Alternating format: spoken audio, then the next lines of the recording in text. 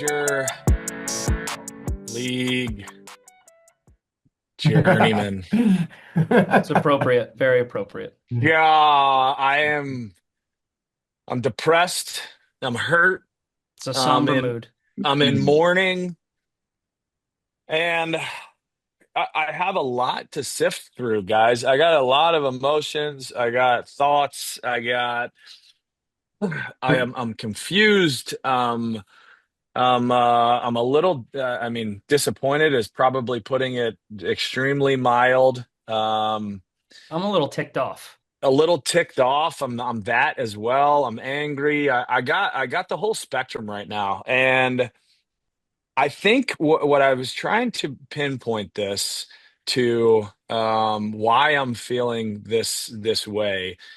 I think is because of a connection to the U.S. men's national team that I haven't felt in a really long time. And ultimately, I do think it is a positive, but for right now, it does really hurt. And I was thinking about the last few World Cups and the just the I don't know, maybe just the disasters that a lot of them have been. 2022 was a bit of a kerfuffle in the way that finished and the things that were Hmm. going on and the way that we played and just being so kind of far from it. In Qatar 18, we didn't participate and the absolute nightmare that was. 2014 being personally connected to that with Landon being left off the roster and Gordo, you and I in that locker room with him and kind of the way that felt with Jurgen and just kind of I don't know, the weirdness around it, surrounding it. And that's not to take away anything from some of the players that had amazing experiences and deserved it, but it just felt kind of weird for me personally.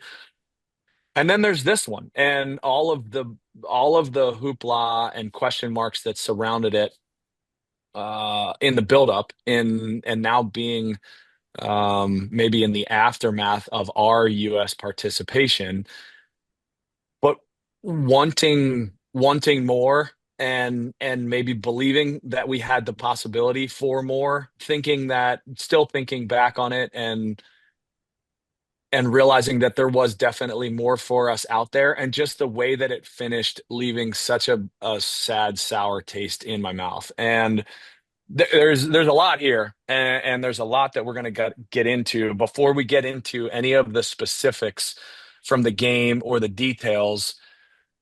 I'm going to throw this to you, Gordo, and because you are, I think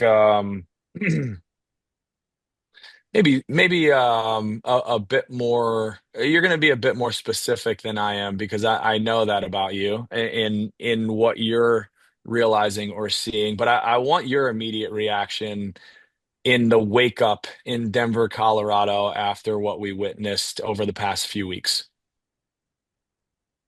Yeah, I mean, I will. I'm right in line with you. I feel deflated. And it's like breaking up with, it's like breaking up with a girlfriend, right? That you really liked, and she was super hot. But you just, at the end of the day, it just, you got your heart broken. She didn't show up the way that you wanted that relationship to be. And I couldn't be more sad and disappointed with the actual effort on the field. I said this in our last podcast when we saw Morocco play Netherlands. I said it. I said if our boys aren't sitting at the hotel and telling each other that this is going to be an absolute battle and an absolute war, I would have rather them kick guys all over the field and had it messy, kind of like that Morocco Netherlands game, and shown the crowd and given them something to get behind. We all had buddies there. I was talking to a few buddies Hmm. yesterday, and he said it was dead. He said it was dead. Everybody talks about the good atmosphere. People and volume doesn't make a good atmosphere. What was a good atmosphere is Mexico against England, and they went for it. I don't care about the tactics. I don't care if you break it down or how you break it down or what happened. What I saw was Mexican players that were going to die to try to get that last goal. and they were Mm-hmm. going for it, and they were fighting, and they were pressing, and they were doing everything that they could. They fell short, but that's a performance that their fan base and their country could be proud of. And Mm-hmm. I was not proud of that. And how many people reached out that aren't soccer people to all of us, because they want our take on it. They want to know, well, can we do it? Can we, and I'm telling them, yeah, man, yeah, we can do it. But that performance is just such a letdown effort wise. And it looked like a freshman team versus a varsity team. It literally Mm-hmm. did. We couldn't even get close to being on the same field as them. And for me, it was mentality. The mentality just wasn't right for one reason or another. And you could go through every one of the replays. The first goal where they're letting it drop in the box, and Mm-hmm. somebody's not putting their freaking body on the line like it matters. Like Yeah, that you that can. set I the that mean, set the tone. That set the tone for yeah. everything. And so for me, I'm an effort guy, you know, and it just wasn't there. And my heart was literally broken from every guy that was out there. I know their intentions were good. We've all played the game, and we're not. None of us are perfect, and sometimes that happens. But it doesn't change my feeling and how my heart was broken by this team in this moment in our home country in a stadium in Seattle where it can really start rocking if you give them something to cheer about. So Hmm. yes, my that's it. My heart was broken last night. I think you touched on a couple things, and we'll get more into this specific game, but you can even go earlier, Gordo, from that ball that was dropping in Serginho Dest shepherding the initial play out for their own throw in. Like the mentality right there was a Yeah, big red flag immediately. Was like, oh my God, we're not in this game. And yeah. Dax, you were a bit more critical and probably a bit more pragmatic in your approach in what the expectations were for this U.S. team.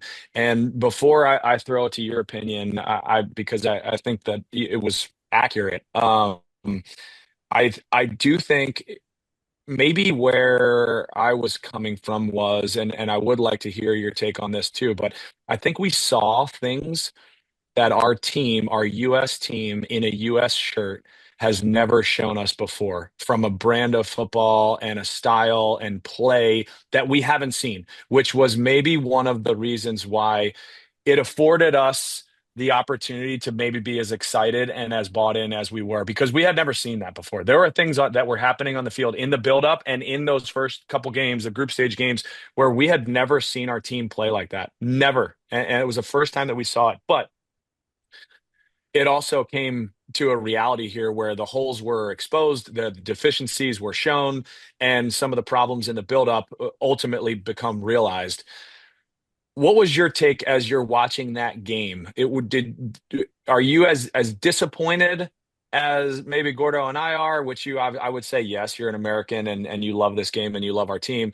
But was it the same for you? Did you allow yourself to get to a place where you're like, okay, we're going to beat Belgium and then we're going to go through and then we're going to see how it looks after on Tuesday and we pick up the pieces. Where were you at? Yeah, I was shocked. I was shocked at the performance. And I think Gordo hit it pretty accurately in terms of the disappointment. And the reason why I'm more shocked and more disappointed because you can lose a game. Like it is not outside the realm of possibility that Belgium has great players and that on any given day when we step on the field and play against them, their better players will step up and beat our better players. Hmm. It's the manner with which it happened. We didn't Yep. even get off the bus. Nope, we That didn't. is unacceptable. And I think that we would be doing these players a disservice if we didn't say that that is absolutely unfathomable to think that a player playing in the biggest game of their lives, representing our country at home, at a home World Cup, would go and approach a game in that way.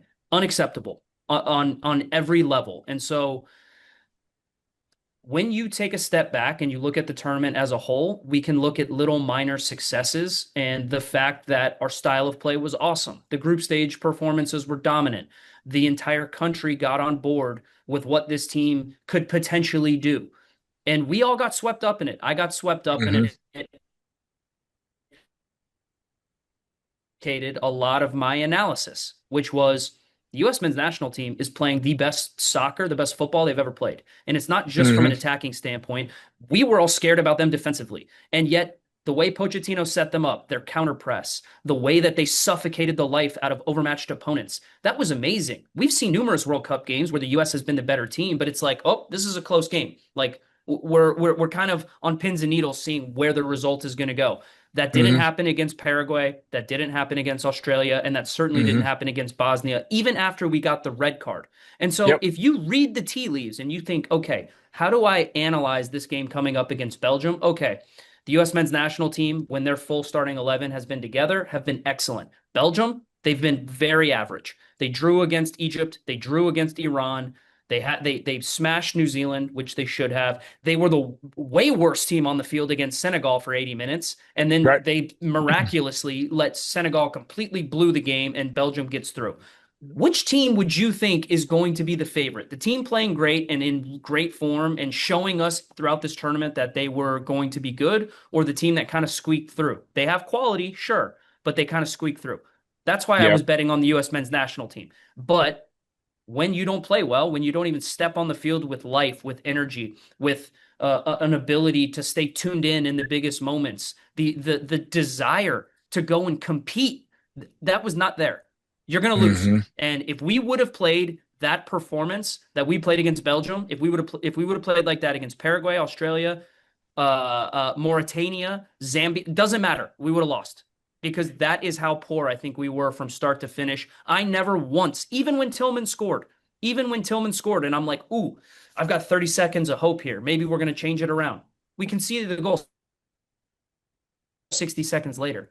I never Hmm. once for a second felt like we were going to win that game. And that is a horrible place to be and a horrible feeling Yeah. to have because of the belief that the guys gave me throughout the majority of this tournament. So very, very, very disappointed, very frustrated, very, I would say, angry at the fact that you could have so many poor performances up and down a starting 11 from a roster in such an important seminal moment in big game for the U.S. men's national team.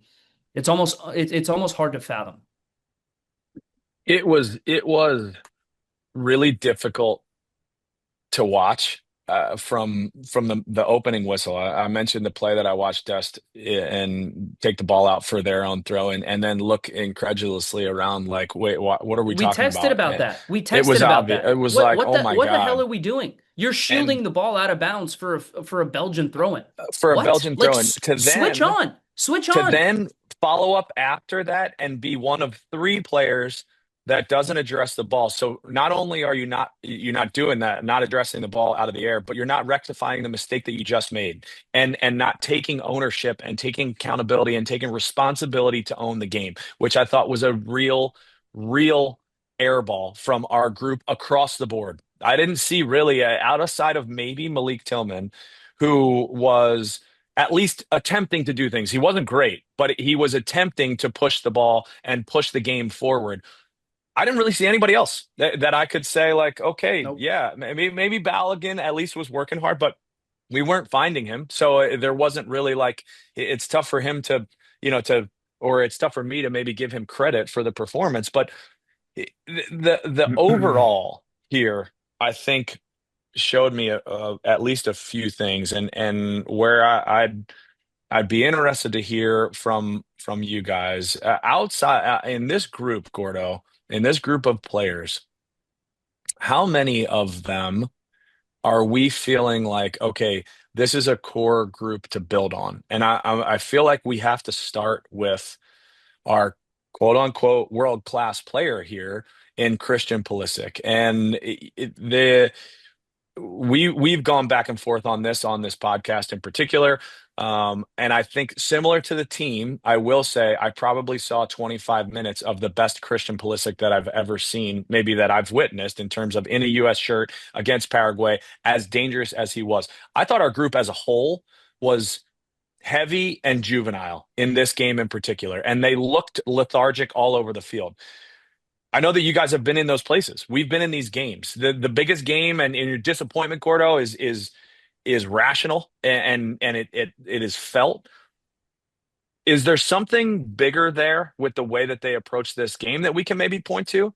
And I know that the Mexicans come out and they're absolute killers on the field, but every single player across the board in the US looked slow to address the ball. They looked slow to push out. They looked slow to get up the field. They looked like they had zero ideas, clues. Uh, Anywhere we looked, there wasn't a moment, to Dax's point, there wasn't a moment where you're like, oh, okay, there's our group.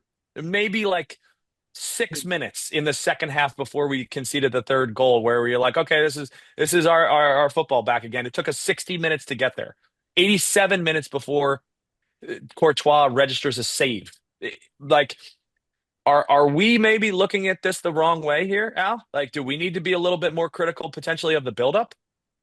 Well, the only thing that comes to my mind is that I think that, quite frankly, I think the moment was too big for our players and team. And it seems like Hmm. you guys know how it is. I feel like, there was maybe they put so much pressure on themselves to perform that maybe the energy was, the energy, they used too much energy before the game in this preparation. And and I know they're giving each other pep talks and I know they're trying to pump each other up in the locker room. But the plain and simple fact is that when you play these teams, all of these players play in these environments all the time.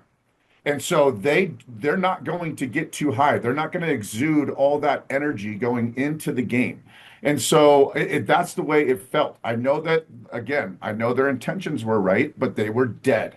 They didn't have the energy. They didn't have the calm before the storm in the buildup, that you don't even have to give a pump up speech.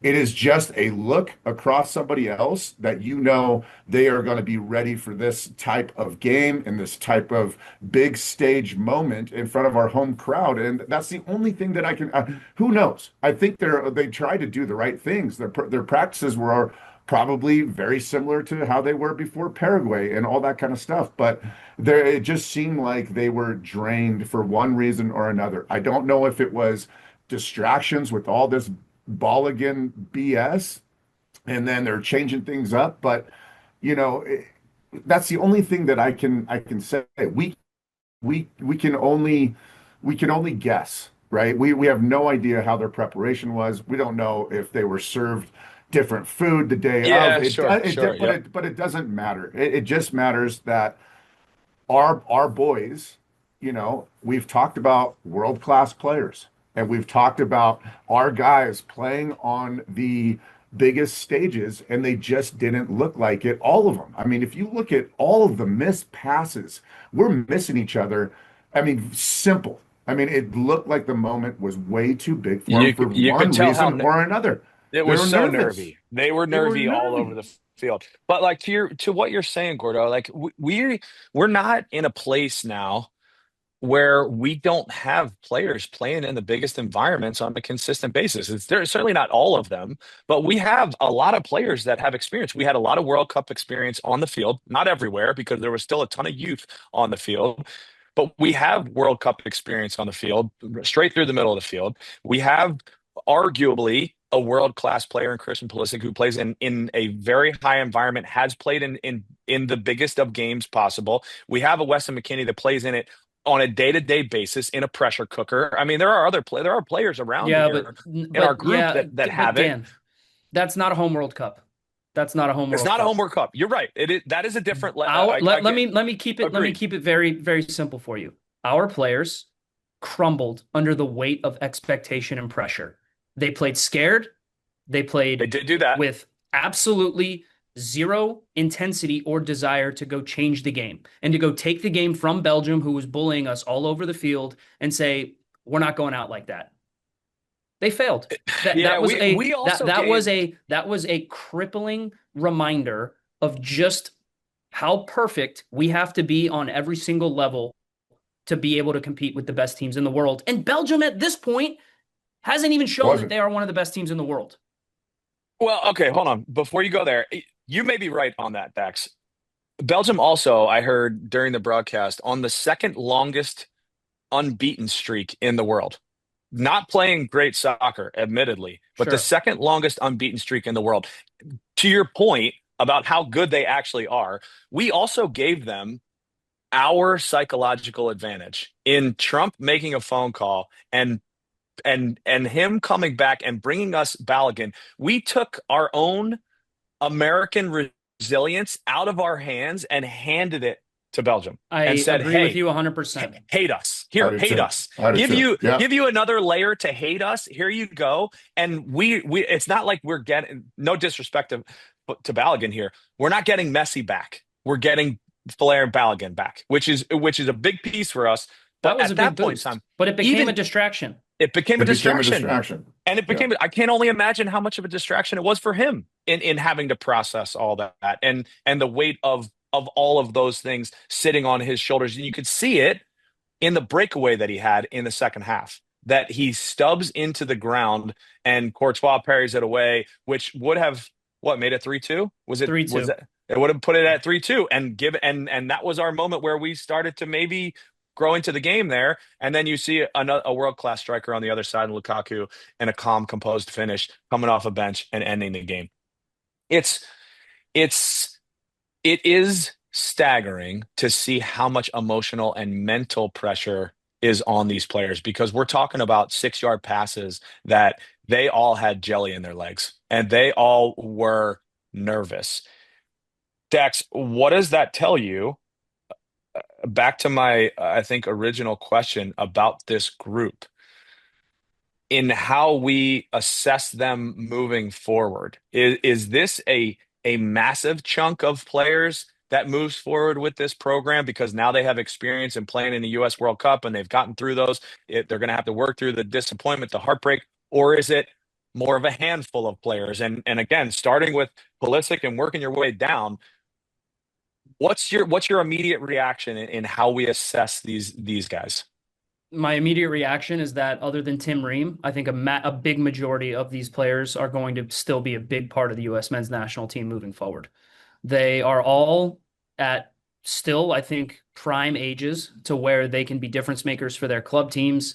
And I think depending on which direction you go with the coaching situation, I think any coach coming in is going to look at the core group of these guys and say, yeah, they're still going to be a part of my best 25 or 30 players moving forward. You hope to add to the group. You hope that there are young players coming through the pipeline right now that are going to step up and be able to add a different element to this team. You had a funny text yesterday in the group chat. You said sub on Gozo. Like he's going to have a big say in the U.S. men's national team going forward. Who that we aren't talking about right now is also going to be able to be maybe the next Alex Freeman and come onto the scene 18 months before a World Cup 4 years from now, and we're all going to be like, okay, he belongs. Because Alex Freeman showed that he absolutely belongs. And he was part of the group that didn't have a great game yesterday, but he's 21 years old. He was the youngest player on the roster, and he still Mhm. gives me so much hope for the future in terms of his development. We're going to see new players step up. We are going to see some players fall off. I still look at a guy like Yunus Musa, and I think I genuinely cannot believe a player with the talent that I have seen him show us was an afterthought for Mauricio Pochettino. Like, will he be back in the fray if Pochettino's back, if a new coach is back? Will he find a club situation that is more beneficial to him that will show his best? I don't know. These are all questions that are impossible to answer in the moment. But what I do know is that if we want to go further in a World Cup, if we don't want to just talk about the round of 16 as our ceiling, because at this point in time, that is our ceiling. The round of 16 is our ceiling. Yes, okay, Yep. we want a knockout round game. It's the round of 32. It's the extra game. It's the Yeah. bonus game. Like that is, I think, for context, not good enough if we want to start to become one of the best teams in the world, which we're not there yet. And we're still Hmm. far away from it. Because I also look at another aspect of this. I look at our depth and I just think, okay, we just saw Belgium kick our asses all over the field for 60 minutes. And what do? They sub in Jeremy Doku and Romelu Lukaku, who Lukaku is on his and last leave and legs, leave De Bruyne on the and they bench. leave De Bruyne on the bench. And we sub in with full respect to all these guys. Gio Reyna, who Gordo thought shouldn't have even been on the roster. Fair enough.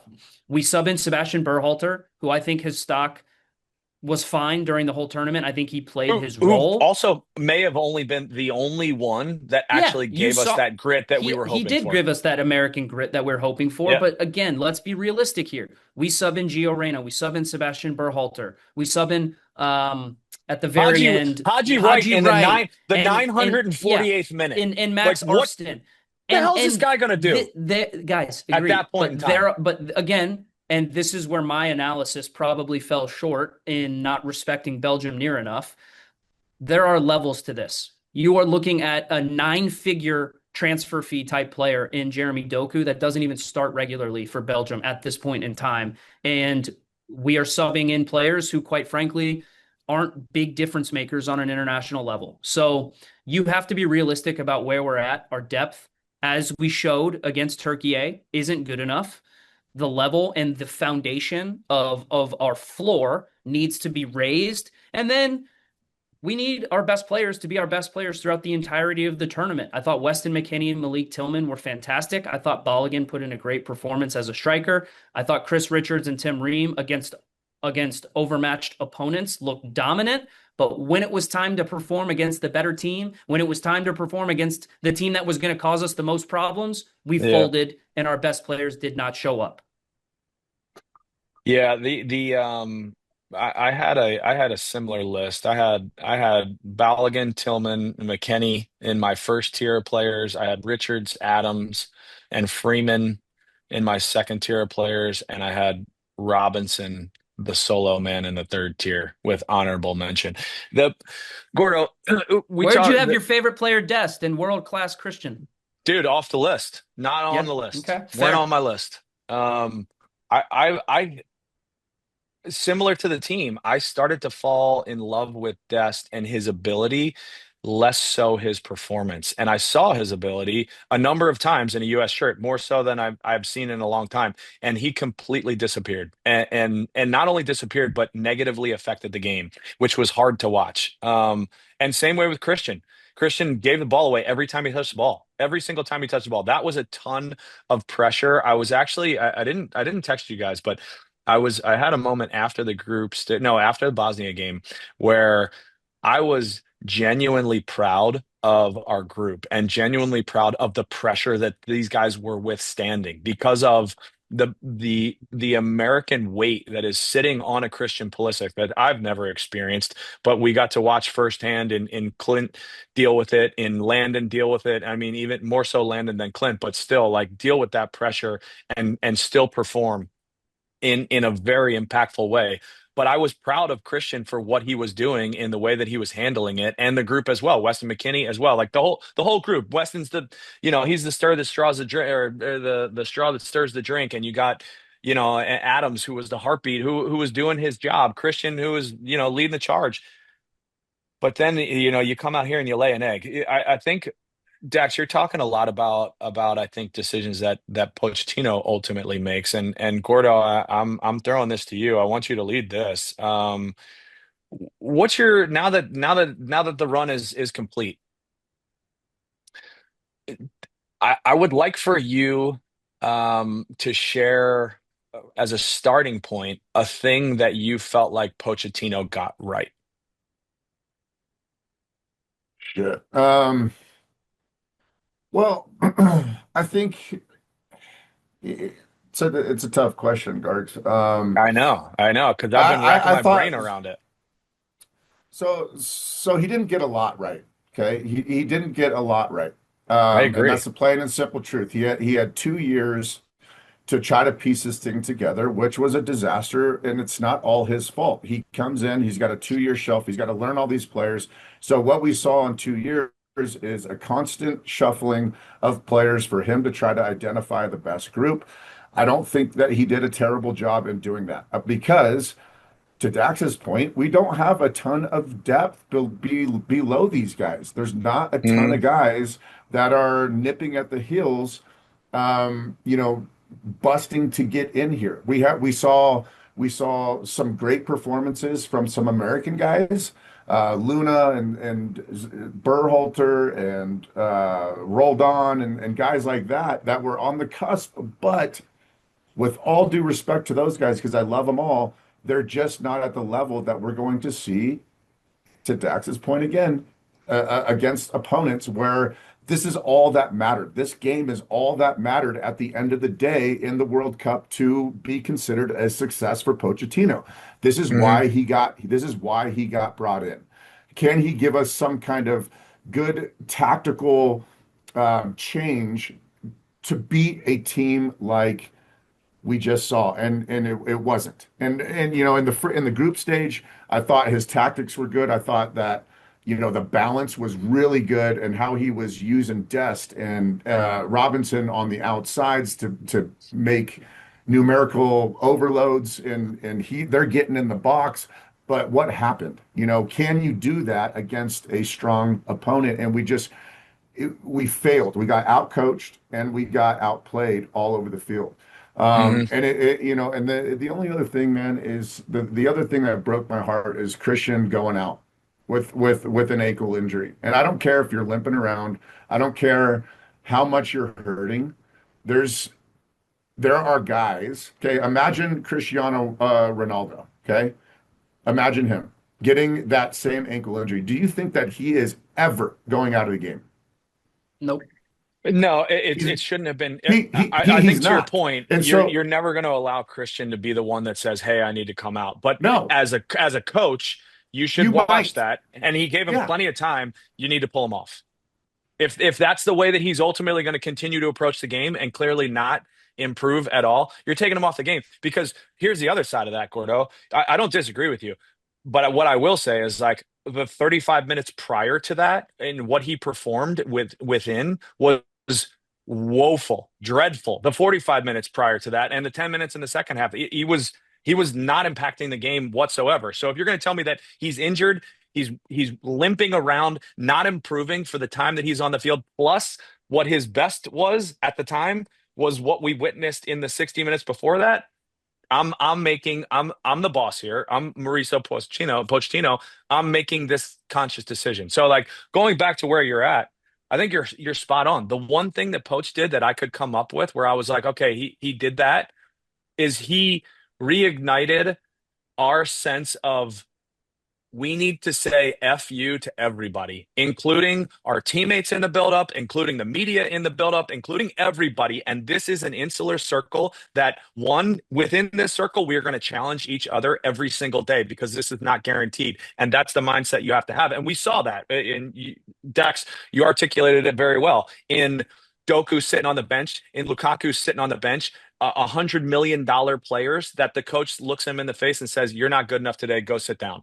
And when you're You're ready to absolutely right. play, you will come out and play. So I think Pochettino did that. And I have to give him credit for that because of the roster selection, because of all of it, in terms of the buildup. But ultimately, for me, tactics in the biggest game, let down. Roster construction, let down. The ability to bring significant difference makers off the field, let down. The I think just the actual game changers, like in the way that he tried to manipulate the game, let down. Like bringing Adams out of the game. Why? What are we doing there? Bringing Haji right into the game in the 93rd minute when you're down 2 goals. What are we doing? Yeah. What are you possibly trying to affect at that point in the game? And even before that, leaving Weston McKennie on until the 89th minute in a third group stage game that was meaningless. A guy that has to be our absolute best for us to be the best, playing him 90 minutes and running him ragged all over the field. Like, who's checking this? Who's Yeah. checking the homework here? I was at this point. I think it would be, and I mean, he may not be interested in coming back. He might be our coach again and accept the federation's offer. I find it really difficult to look at his performance and say he performed well. Yeah. I mean, I think Pochettino got it right in the World Cup and not necessarily against Belgium, but one thing he did do, Gargs, which you hit on, which I'm very happy about, was he reset the ego of a lot of our players, which is Agreed. that's a huge feat. And it Massive. takes a manager with massive aura and massive pedigree to be able to look at some of our best players playing at Juventus and AC Milan and all these big clubs and say, this is my team. This is my team. These are my decisions. And if you don't show up and if you don't show me week in and week out when you're with the national team that you deserve to play, you're not going to play. Massive check mark in his favor. And very few coaches, I think, in world soccer that could come in and do that, but certainly not in MLS circles, certainly not in American soccer circles. Maybe Bruce, but again, I look at Pochettino's time as frustrating, inconsistent, but he got a lot right at this World Cup. He established our best 11, and our best 11, when the pressure was on to beat the teams that we were better than, he not only beat them, he destroyed them. So our players deserve a lot of credit Fair. for those performances. And he Absolutely. absolutely deserves a lot of credit because I did a clip breakdown recently of Balogun's goal against Bosnia at the end of the first half, where we weren't great and we were okay. We were dominating, but we weren't Hmm. dangerous. Hmm. Mauricio Pochettino, in that clip, when Balogun scores the deflection, we had three of our three central midfielders. We had Tyler Adams, Weston McKennie, and Malik Tillman within 30 yards of the Bosnian goal. And we were completely exposed. But he said, we are going to take risks because they are not good enough to play out of the back. So he pushed Hmm. those guys high. We won the ball back. We played forward quickly. We scored a goal. He deserves a ton of credit for the performances that we had in this World Cup. And if you're going to give him credit for those great performances, you have to give him criticism for the performance against Belgium because he did not pull the right strings. There were moments where I said, okay, we're getting better. The beginning of the second half, towards the end of the first half, he started dropping Tyler Adams between the center backs, and he pushed Robinson and Alex Freeman very high, and he kind of overloaded the middle of the field. And we Hmm. dominated Belgium for stretches in We those did. times where they couldn't really get out, and we were on top of the game. We just didn't create any chances. But he tried to pull a couple strings here and there. The only things that I think you can criticize him for are roster selection, depth, and then the build up to the tournament was chaotic and it was disjointed. Generally speaking, though, I think Pochettino had a very good World Cup. I wouldn't be opposed to him coming back and accepting that offer if it meant he would be able to build on some of the things that he did from that World Cup. But generally speaking, inconsistent at best. All those are valid. And I would say after listening to that assessment, I probably am maybe still a little bit emotional in my most recent critical viewing of the game against Belgium, but that was Yep. probably my expectation of That's a the world lasting impression. But to of your point, yeah. Pochettino and the team in this World Cup, they established what the barometer was going to be. The first half performance against Paraguay, that's the barometer for what is going to Hmm. help you create history at that World Cup. We Hmm. failed against Belgium to even come close to that. That's where Yeah. you're at. And I agree with that. Yeah, and I would say here's the other side of this because like I said, I do have some real emotional attachment to this team because and Pochettino does deserve credit for this. He created a look that we've never seen. We've never seen from our group. And in moments in the biggest game of our history, US Soccer v Belgium in Seattle, we pinned Belgium back and we dominated swaths of that game. Now, to no ultimate product, right? There was no delivery there, but I can't really remember a time where we were a clear better team in a moment than a team like Belgium that is a top 10 world power, where you could look at two sides and you're flipping on the game. You're like, okay, we're the better team.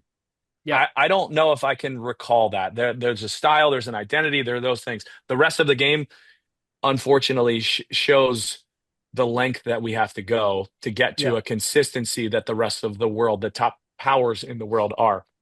Gordo, are you bringing Pochettino back if it's your I decision? wouldn't I wouldn't be opposed to it. I'm like Dax. Like I said, I think I liked him towards the end. I thought that, with a coach that I want to trust, I want some ballsy decisions. I want some I just want something a little bit different. I felt like he got there in the World Cup.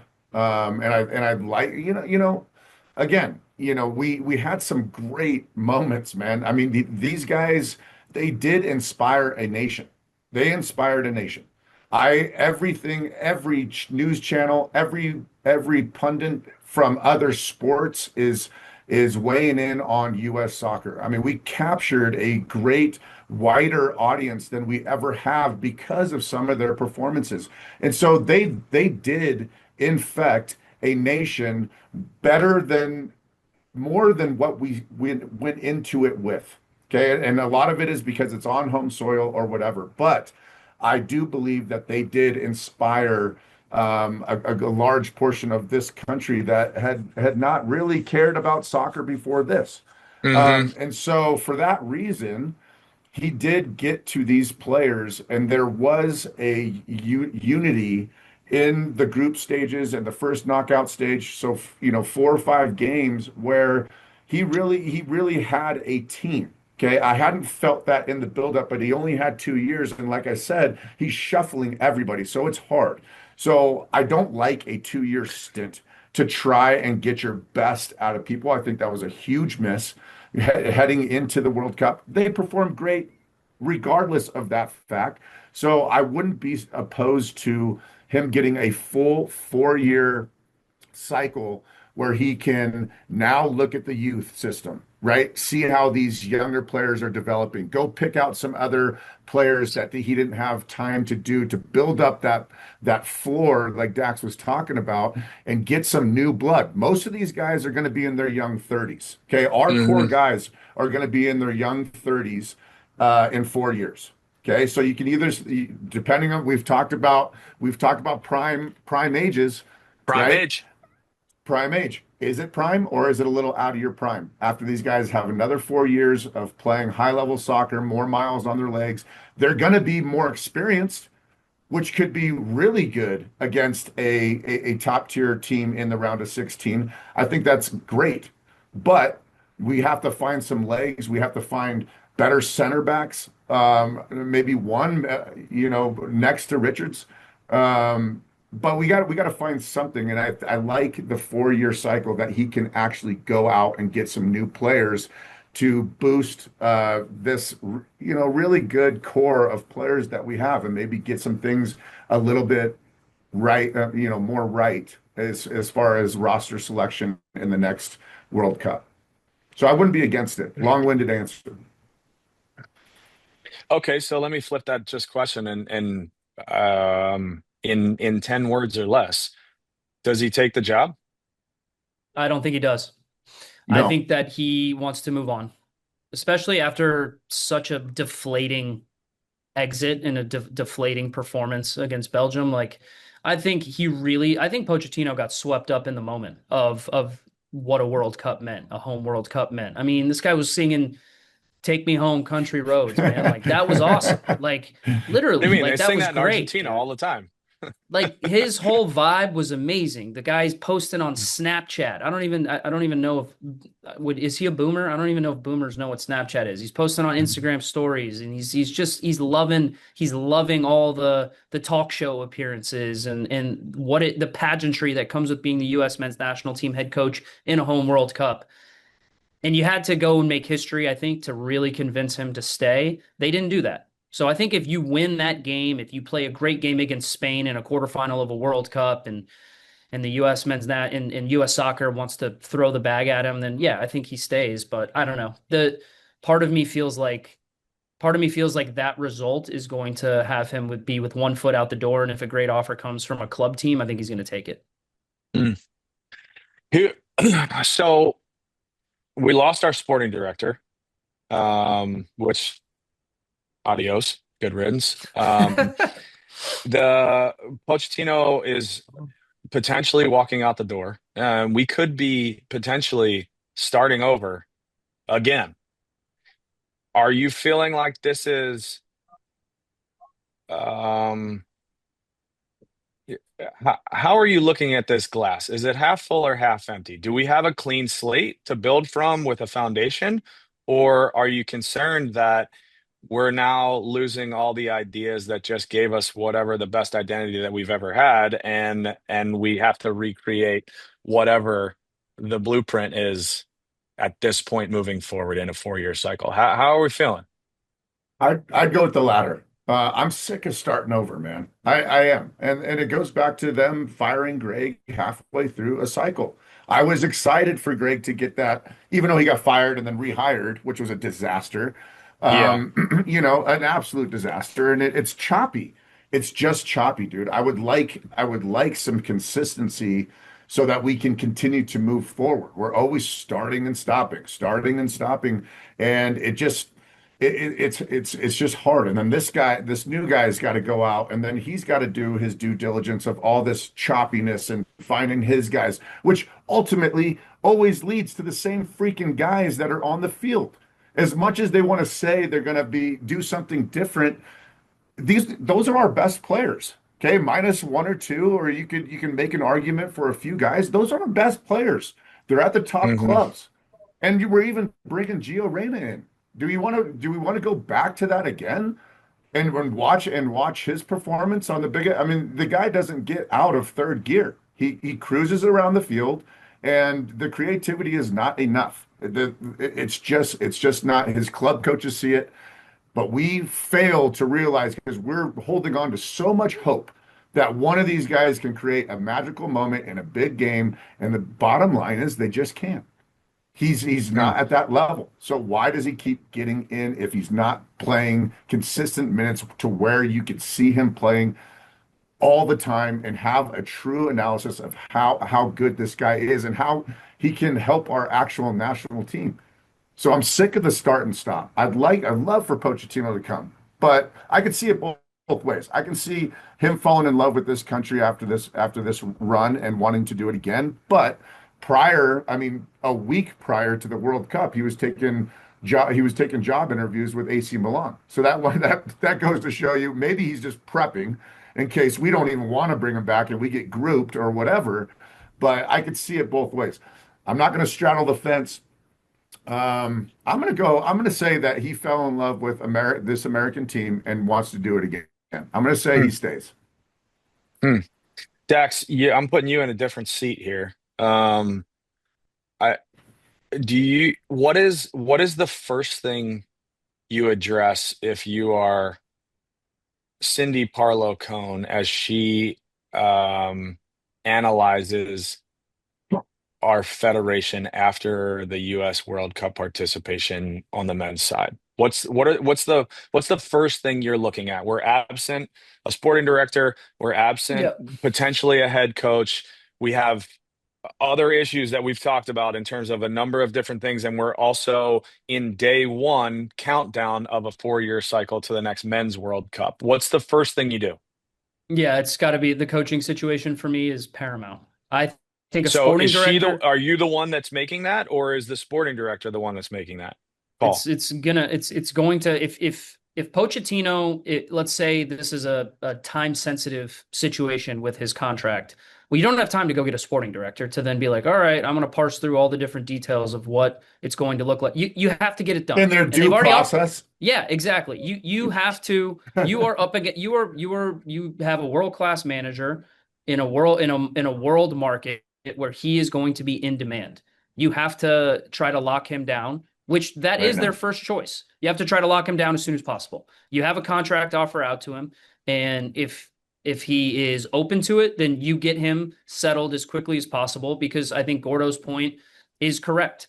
I think I would like to see Pochettino with from the beginning of a second cycle with 4 years to really assess and put his fingerprints on not just the full men's national team, but the youth levels as well. What does he want from player profiles that are going to take us to the next level? Does he want his left fullback to be an aggressive attacking width player? Does he want him to be a false fullback where he tucks in like Anthony Robinson was kind of not really doing, but Alex Freeman was doing? Like, what are the player profiles that Pochettino wants to see that he could possibly have an effect on their development in the youth programs? 4 years, I mean, that's a long time to be a national team coach and to be able to see a 15, 16, 17-year-old right now who is in the middle of their development. And if he can get his hands on him and says, I see potential in him to be able to mold him into what I need for our World Cup team to be a success, great.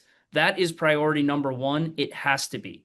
If he says, see you later, I'm out, I'm taking the AC Milan job, or I'm taking the insert big club job here, Sure. then Yeah, yeah. you have to get a sporting director. Then the sporting director is obviously priority number one, because the sporting director sets the vision. You look at our player pool and you see, all right, what are our strengths? What are our weaknesses? What do we need to improve? What is the coach that can take us to that next level? But right now, Pochettino is priority A. All right, let me play devil's advocate here, and I'm not saying to disagree with you because I would like to see Pochettino come back as well. Now, even being critical of him, and what's informing that position is seeing the best soccer that we've ever seen in a U.S. shirt, and Yep. I think that there's real value to that. Um, here's what all everything that you just said is almost the exact thing that we just went through with Greg Berhalter and with the previous sporting director, and the way that we realigned our pyramid and we went through all of these things and we reshaped our profiles and our style and our, all of that, right? Right. And now we're essentially, we would be, I think. I think probably it's the only way to consider this is okay, Pochettino, what do you want to do? That's a scary prospect for me. In going back to exactly what you're talking about, Gordo, in almost being opposites of what you ultimately want versus what would ultimately come out of this is we would have to break up a lot of things, which then takes me to this place of at the top of it, which is have we even identified what a U.S. player is yet? Nope. Have we really figured out like, okay, what this is how we're going to go, regardless of who the coach is, regardless of what the tactical approach is. This is what we ultimately want in our to build in a player. Like, are we at a position now in to call this ground zero or whatever, 3.0 of US soccer or whatever number we want to call this 2.0 because let's say 94 was 1.0 or maybe it's 3.0 because prior to 94 and whatever. Are we at a place where we just clear it all off and say, okay, this is our foundation, and now we're building from here, and this is we're gonna rip the Band-Aid off again and do it all again, Gordo? Like, is that where we're at? Do you see that order of operations Well, ultimately transpiring or no?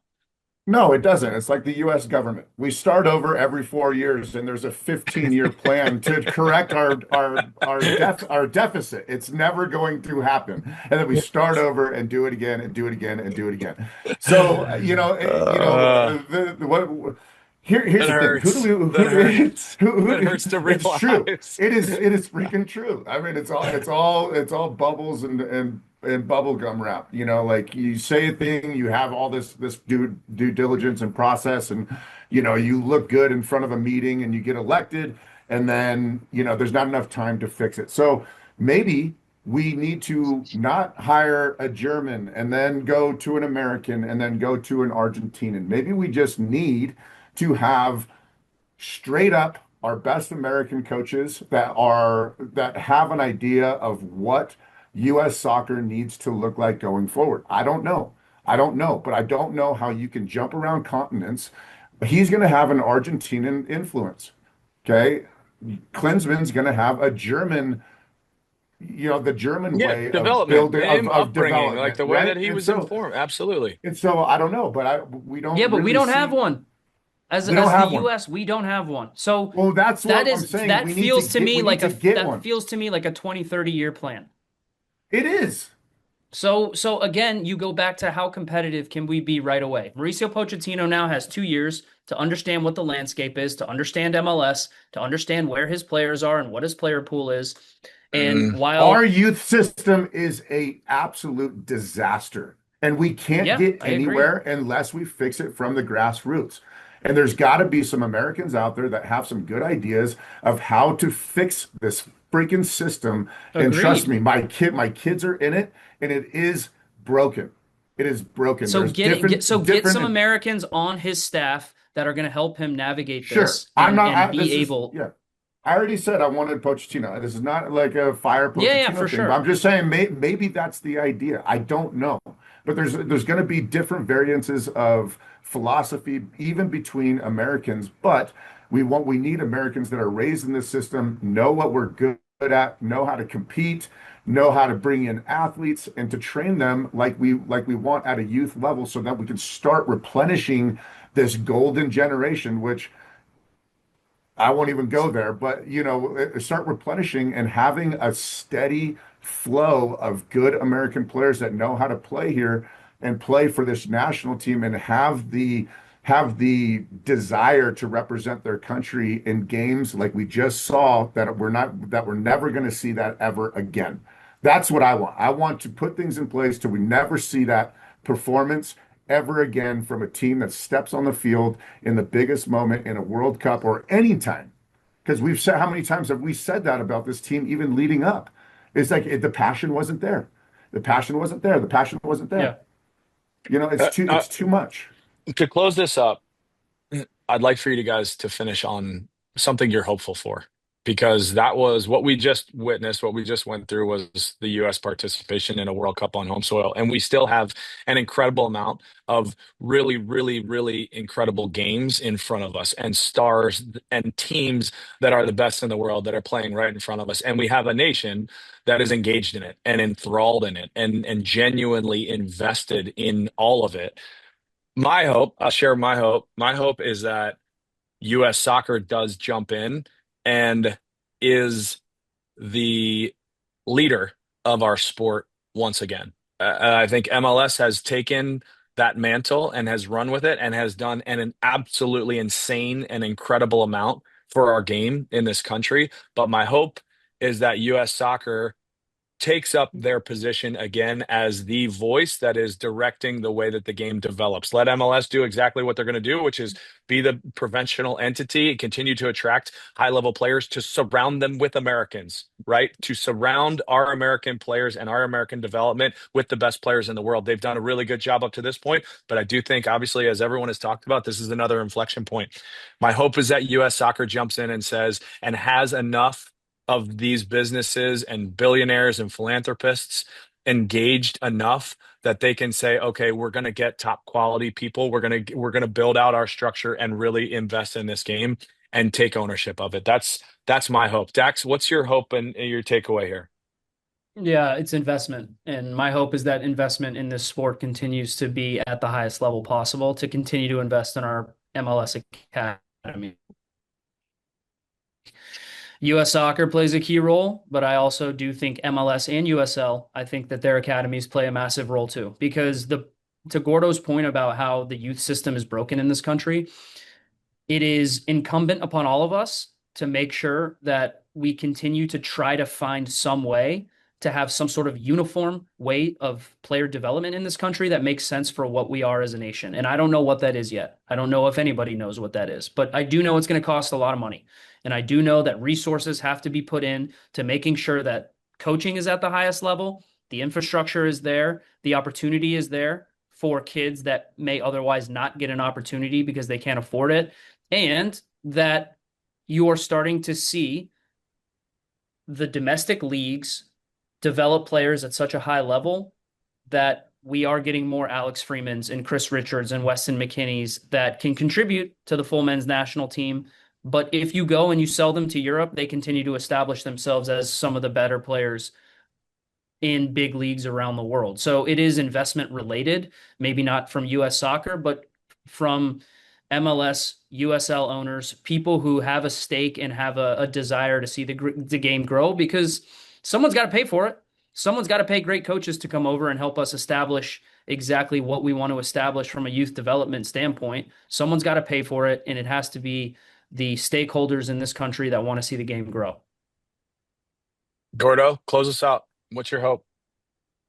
My hope is that the inspiration that these boys, our job is to be critical of the last game that they played. Okay. But I think we all are in agreement. We've said it here that they did inspire and they gave us some great moments that I think inspired a nation beyond what we already had. So my hope is that that sticks with American fans and that we can start showing up in different markets and all markets all over the country in the MLS at a bigger, higher level and that they truly fell in love with soccer in 2026, just like a lot of people did in 94. I hope it sticks and that this is a lasting impression on America as a soccer country and boosts us up to the next level. I think three really good hopes, and I think the best part about all of them is they're all realistically achievable, which is even better. So, um, I think on behalf of all three of us, I'd like to thank the players for them and their ability in tuning out the noise, but also believing in one another and giving us and taking on the weight that they did.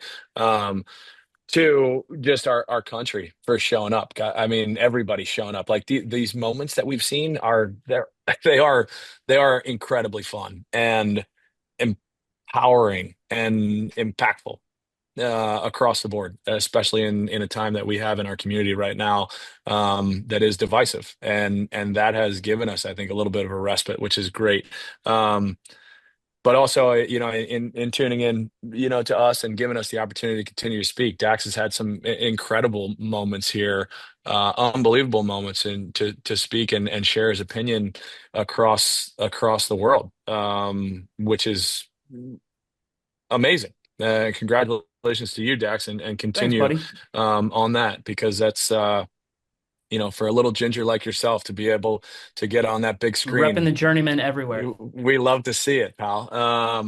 So journeyman, until next time, who we got winning the World Cup? Still France? Still France. France? France. France. Argentina currently losing right now at halftime, 1-0 to Egypt. Whew. Oh boy. Oh Oh, boy. Messi oh missed the penalty boy. kick. What are we Oh doing, bud? boy. He doesn't do that. No. Yikes. Yeah. Messi. Or I need Messi. I France. need Messi. I need Messi to stay in the World Cup, though. I need him to stay in the World Cup. I France is Messi, going to win the World Cup. England, France. I want to see them all. I want to see some Titans. Journeyman.